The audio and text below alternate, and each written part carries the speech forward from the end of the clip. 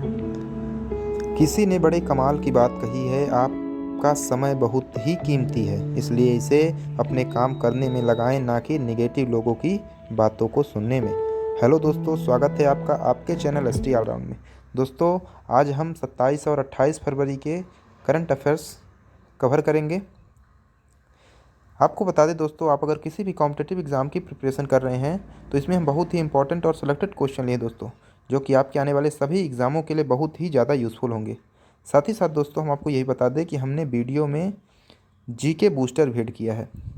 दोस्तों, GK booster जो add किया है, इससे क्या फ़ायदा होने वाला है दोस्तों आपको?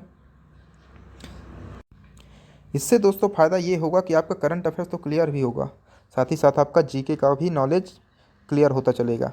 दोस्तों, आज हमने बहुत इंपॉर्टेंट टॉपिक लिया है भारतीय संविधान के विदेशी स्रोत। दोस्तों, इस एंड में हम जानेंगे।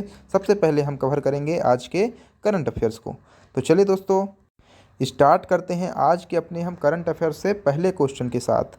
और पहला प्रश्न है दोस्तों कि भारतीय मंदिर वास्तुकला का अंतर्राष्ट्रीय सम्मेलन देवायतनम कहाँ आयोजित किया जा रहा है? दोस्तों, इसका आंसर हो जाएगा ऑप्शन नंबर हम्पी कर्नाटक। ठीक है दोस्तों, तो हम्पी कर्नाटक में दोस्तों भारतीय मंदिर वास्तुकला का अंतर्राष्ट्रीय सम्मेलन देवायतनम आयोजित किया जा रहा है। आइए दोस्तों, इसके महत्वपूर्ण बिंदुओं की चर्चा करते हैं। आज़ादी के अमृत महोत्सव के तत्वाधान में भारत सरकार ने सांस्कृतिक मंत्रालय के अंतर्गत भारतीय पुरातत्व सर्वेक्षण ने कर्नाटक के हम्पी में देवायतनम भारतीय मंदिर वास्तुकला की लंबी यात्रा विषय में 25 से 26 फरवरी के बीच 2 दिवसीय अंतर्राष्ट्रीय सम्मेलन आयोजित किया है। दोस्तों, आपको बता दें कि केंद्रीय सांस्कृतिक पर्यटन और पूर्व केंद्रीय सांस्कृतिक पर्यटन और जो पूर्वोत्तर क्षेत्र विकास मंत्री श्री जो किशन रेड्डी जी हैं, क्या नाम इनका, जी किशन रेड्डी, इनके सम्मेलन का उद्घाटन इन्होंने किया है। दोस्तों, मैं इस जो सम्मेलन है, इसका उद्देश्य है मंदिर के दार्शनिक, धार्मिक, सामाजिक, आर्थिक, तकनीकी, वैज्ञानिक, कला और स्थापत्य पहलुओं पर विचार विमर्श करना है। दोस्तों, सम्मेलन में नागर द्रविड़ शैली है और कलिंग के जैसी और अन्य मंदिर वास्तुकला के विभिन्न शैलियों के विकास और प्रगति पर एक संवाद भी आयोजित किया जाएगा। तो दोस्तों, ये इंपॉर्टेंट प्रश्न आपको जरूर ध्यान रखना है। चलिए बढ़ते दूसरे प्रश्न की ओर। उससे पहले प्लीज़ दोस्तों, अगर आपको वीडियो पसंद आए तो प्लीज़ हमारे चैनल को सब्सक्राइब कर लीजिए, बेल आइकन प्रेस कर लीजिए, जिससे आने वाली वीडियो का नोटिफिकेशन आपको मिल जाए। साथ ही साथ दोस्तों, वीडियो को लाइक कर दीजिए, शेयर कर दीजिए और कमेंट करके जरूर बताइएगा, अपनी राय दीजिएगा। चलिए दोस्तों, दूसरा प्रश्न क्या है कि इतिहास में पहली बार देश से बाहर किस देश में भारतीय प्रौद्योगिकी संस्थान आईआईटी की स्थापना की जाएगी? दोस्तों, इसका आंसर हो जाएगा ऑप्शन नंबर सी, संयुक्त अरब अमीरात यानी यूएई में दोस्तों इसकी स्थापना की जाएगी। आइए इसके इंपॉर्टेंट बिंदुओं की चर्चा करते हैं। दोस्तों, पहली बार भारत संयुक्त अरब अमीरात में भारतीय प्रौद्योगिकी संस्थान की स्थापना करेगा और यह पहली बार होगा जब भारतीय प्रौद्योगिकी संस्थान की किसी भी शाखा की स्थापना भारत के बाहर किसी दूसरे देश में की जाएगी। दुबई में नए आईआईटी की स्थापना भारत और यूएई के बीच मुक्त व्यापार समझौते के तहत होगी, ये आपको ध्यान रखना है। दोस्तों, इस आर्थिक भागीदारी के तहत दोनों देश सांस्कृतिक परियोजनाओं, सांस्कृतिक आदान प्रदान और प्रदर्शनियों को बढ़ावा देंगे।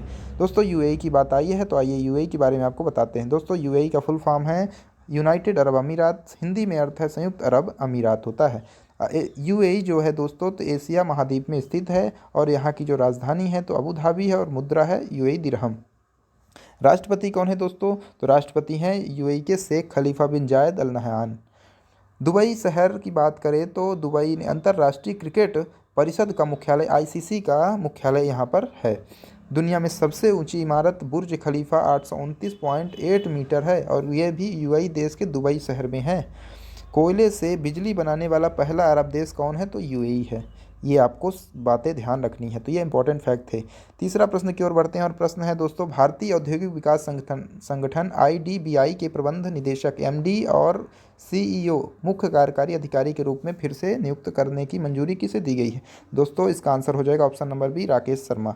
आइए इसके इंपॉर्टेंट बिंदुओं की चर्चा करते हैं। हाल ही में भारतीय औद्योगिक विकास बैंक ने स्टॉक एक्सचेंज को सूचित किया है कि उसके बोर्ड ने 19 मार्च 2022 से प्रभावी 3 साल की अवधि के लिए राकेश शर्मा को बैंक के प्रबंध निदेशक और मुख्य कार्यकारी अधिकारी के रूप में फिर से नियुक्त करने की मंजूरी दे दी है। बैंक के एमडी और सीईओ के रूप में शर्मा की पुनः नियुक्ति को बैंकिंग नियामक भारतीय रिजर्व बैंक की मंजूरी मिल गई है। आपको बता दें कि शर्मा जो पहले ये केनरा बैंक में एमडी और सीईओ थे और जुलाई 2018 से इस पद से सेवानिवृत्त हुए थे। बढ़ते हैं दोस्तों नेक्स्ट प्रश्न की ओर। चौथा प्रश्न है कि ये दक्षिण एशियाई एथलेटिक्स महासंघ क्रॉस कंट्री चैंपियनशिप का आयोजन कहाँ किया जाएगा? दोस्तों इसका आंसर हो जाएगा option number A, Kohima Nagaland में। जी हाँ दोस्तों, भारत कोहिमा में दक्षिण एशियाई एथलेटिक्स महासंघ क्रॉस कंट्री चैंपियनशिप का आयोजन 26 मार्च से कोहिमा नागालैंड में भारत में किया जाएगा और यह पहला अवसर होगा जब नागालैंड में अंतर्राष्ट्रीय स्तर के किसी एथलेटिक्स प्रतियोगिता का आयोजन किया जाएगा। दोस्तों खेल से संबंधित प्रश्न आया, आइए तो खेल से ही संबंधित कुछ महत्वपूर्ण प्रश्नों को आपको बताते हैं। राष्ट्रीय सीनियर वॉलीबॉल चैंपियनशिप 2021 में आयोजन कहाँ हुआ? तो दोस्तों इसका आयोजन हुआ है बीजू पटनायक इंडोर स्टेडियम में भुवनेश्वर में इसका आयोजन हुआ। फुटबॉल टूर्नामेंट फीफा क्लब विश्व कप 2021 खेल का आयोजन कहाँ हुआ? तो इसका आंसर हो जाएगा मोहम्मद बिन जायद स्टेडियम यूएई में हुआ है। आइए अगला जानते हैं। फुटबॉल टूर्नामेंट एफएएफसी महिला एशिया कप 2022 का खेल का आयोजन हुआ भारत में हुआ है। ठीक, आगे बढ़ते हैं। टेनिस टूर्नामेंट टाटा ओपन खेल का आयोजन हुआ है तो ये महाराष्ट्र भारत में हुआ है। ठीक है दोस्तों, चलिए बढ़ते हैं पाँचवें प्रश्न की ओर। पाँचवा प्रश्न है कि महात्मा गांधी राष्ट्रीय ग्रामीण रोजगार गारंटी अधिनियम के लिए लोकपाल ऐप को किसने लॉन्च किया है? तो इसका आंसर हो जाएगा केंद्रीय ग्रामीण विकास मंत्री श्री गिरिराज सिंह ने। ऑप्शन नंबर सी हो जाएगा। आइए इसके बारे में जानते हैं दोस्तों। केंद्रीय ग्रामीण विकास मंत्री श्री गिरिराज सिंह ने महात्मा गांधी राष्ट्रीय ग्रामीण रोजगार गारंटी अधिनियम के लिए लोकपाल ऐप को लॉन्च किया है। दोस्तों इस ऐप को मनरेगा से संबंधित शिकायतों की सुचारू रिपोर्टिंग और वर्गीकरण के लिए विकसित किया है। तो ये क्वेश्चन आपको ध्यान रखना है।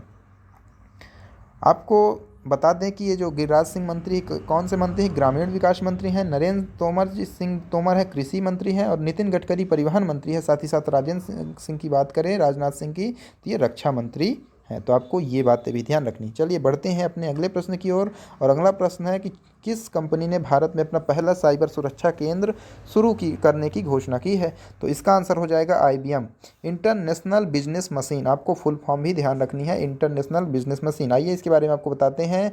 इंटरनेशनल बिजनेस मशीन कॉरपोरेशन पूरे एशिया प्रशांत क्षेत्र में अपने ग्राहकों की चिंता को दूर करने के लिए बेंगलुरु में साइबर सुरक्षा केंद्र शुरू कर रहा है। नया IBM जो है सुरक्षा कमांड सेंटर एशिया प्रशांत में पहला है जो साइबर हमले की घटना को जवाब का कला में पूरे व्यवसाय को प्रशिक्षित करने में सक्षम है, जो कि आसपास के वैश्विक सुरक्षा संचालन केंद्र में स्थिति हमारे सुरक्षा विशेषज्ञ के वास्तविक समय के अनुभव को आगे बढ़ा रहा है। तो दोस्तों ये बहुत इंपॉर्टेंट प्रश्न था। अब चलिए बढ़ते हैं आज के जीके बूस्टर की ओर। और जीके बूस्टर दोस्तों जैसा कि हमने बताया था कि आज जीके बूस्टर है भारतीय संविधान के विदेशी स्रोत। हमने विदेशों से संविधान में किन किन बातों को लिया है, तो आइए दोस्तों हम उनके राज्य मतलब देश और उनसे संबंधित क्या क्या हमने वहाँ से लिया उसके बारे में हम बताएंगे।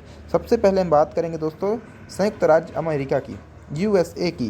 दोस्तों यहाँ से हमने संविधान में मौलिक अधिकार, न्यायिक पुनरावलोकन, संविधान की सर्वोच्चता, न्यायपालिका की स्वतंत्रता, निर्वाचित राष्ट्रपति और उस पर महाभियोग, उपराष्ट्रपति, उच्चतम उच्च न्यायालय के न्यायाधीश और उनको हटाने की विधियां एवं वित्तीय आपातकाल संबंधित सभी प्रावधान हमने अमेरिका से लिए हैं।